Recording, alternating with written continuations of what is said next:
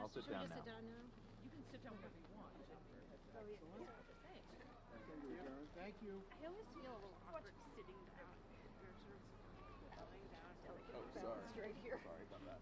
Hey there, Jerome, just making sure you saw 2 minutes Never saw that. for Warren here in Cambridge. Looking like a little troll next to Majesty. Here we go. Here we go. Yeah. Can you guys back up? Can you move back some, please?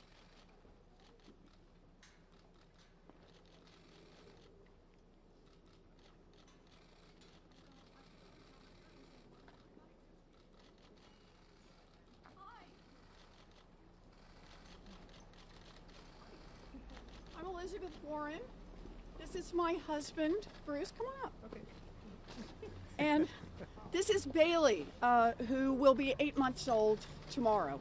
And today I announced an exploratory committee for President of the United States.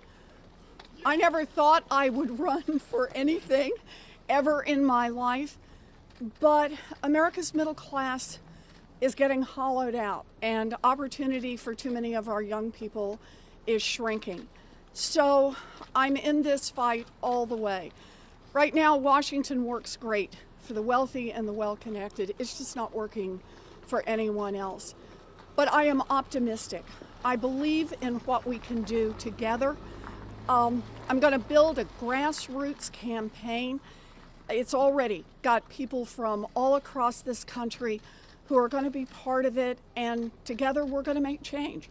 And if people out there see it and want to be part of it, I hope they go to elizabethwarren.com and join us, because this is how we're going to build the movement that will change America. So thank you all for being here. You have a question? You know the urgency that a lot of Democrats feel about defeating Donald Trump in Yes. 2020.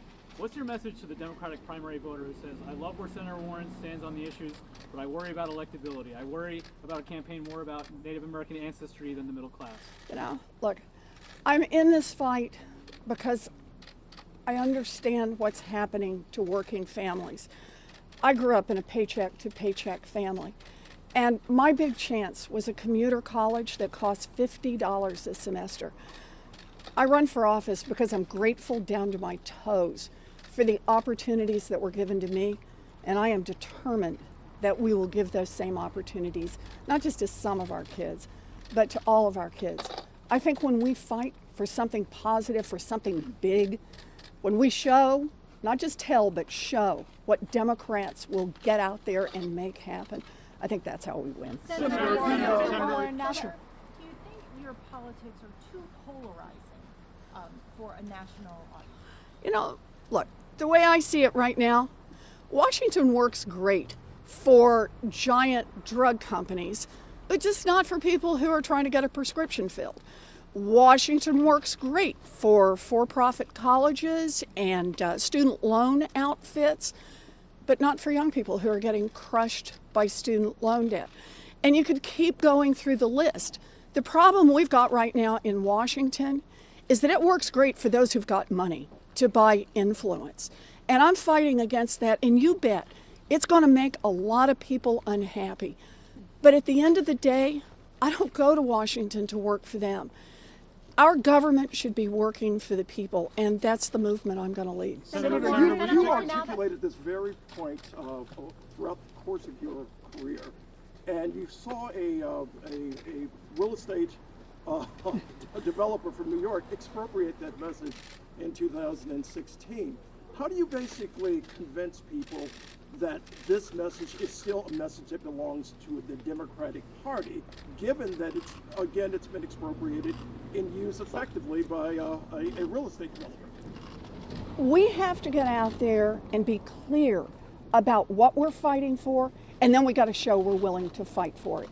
It's not enough just to talk the talk. We've actually got to be willing to get out and walk the walk. And that means we've got to stand behind the kinds of changes that will matter in the lives of everyday people. And when that means standing up to big drug companies, we won't do what this administration has done, and that is said, raise prices whenever you want.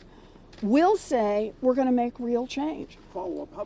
How does your message compare to that of Sherrod Brown, for example, and others who are making some of the same points? You know, I think it's great that we have a strong and growing group of Democrats who are making these arguments, who are fighting these fights. That's how we build a movement. We do it together. Senator Warren, you have not been afraid to take on Donald Trump really head to head in the past. Do you expect that you will need to go head to head, toe to toe with him and hurl it right back at him, as you know he has already started to do with you? Is that part of winning this? Look, I think the central part of winning this is to get out and talk with people about what we're fighting for. We want a government that works not just for the rich and the powerful. We want a government that works for everyone. And we can make that happen. We have to do it together. I think that's how we win. Senator Warren, now that you have had a few weeks to think about this, if you were to do it over again today, would you handle the release of the DNA test any differently today? You know, look, I've put it all out there. It's there for anyone to see. But at the end of the day, what this is going to be about, this election going forward, is going to be about the tens of millions of families across this country who work hard, who play by the rules, and who just time after time take one body blow after another. It has been decades in which profits have gone through the roof and workers' incomes have stayed flat, in which the costs of housing have gone up, the costs of health care have gone up, the costs of an education have gone up, and yet families are getting more money to cover all of that. I think that's going to be the central issue in this campaign. Who do you think government should work for? Republicans, Donald Trump, have made clear they think government should work for the wealthy and the well-connected. And right now, that's exactly what it's doing. I think it ought to work for everyone else, and that's what this fight is about. Does Super PACs have a place in this race?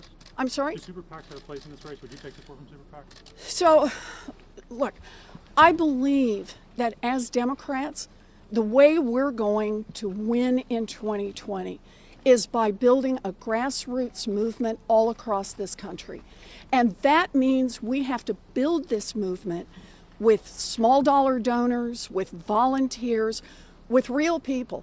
I don't think we ought to be running campaigns that are funded by billionaires, whether it goes through super PACs or their own money that they're spending. Democrats are the party of the people. And the way we make that clear is we join together and we fund our campaigns. We make our campaigns work through the people. By the way, today already, since I've made the announcement this morning, I've already received donations from all 50 states, the District of Columbia, and Puerto Rico. That's how you build a grassroots campaign. That's what I believe in. Massachusetts voters, you just won re-election. Yep. Your message to voters who say now she's more focused on running for president rather than representing Massachusetts. You know, what's your take on that? I'm in the fight for all of our families. It's the same fight that drew me in to elected politics to begin with. I want to see an America that works, not just for some people, but an America that works for all of us. That's why I'm in this. So, well, you can actually, I have to say, Bailey is really behaving himself here. He looks ready for it. You know, I'm about to go off and make phone calls to some supporters all around the country. Tonight, Bruce and I are going to do what we do every New Year's Eve. We're going to watch Casablanca, cheer at all the cheering parts, and cry at all the sad parts, and have a good evening. And I will see all of you, I hope, again very soon. Happy New Year to all of you. Take care.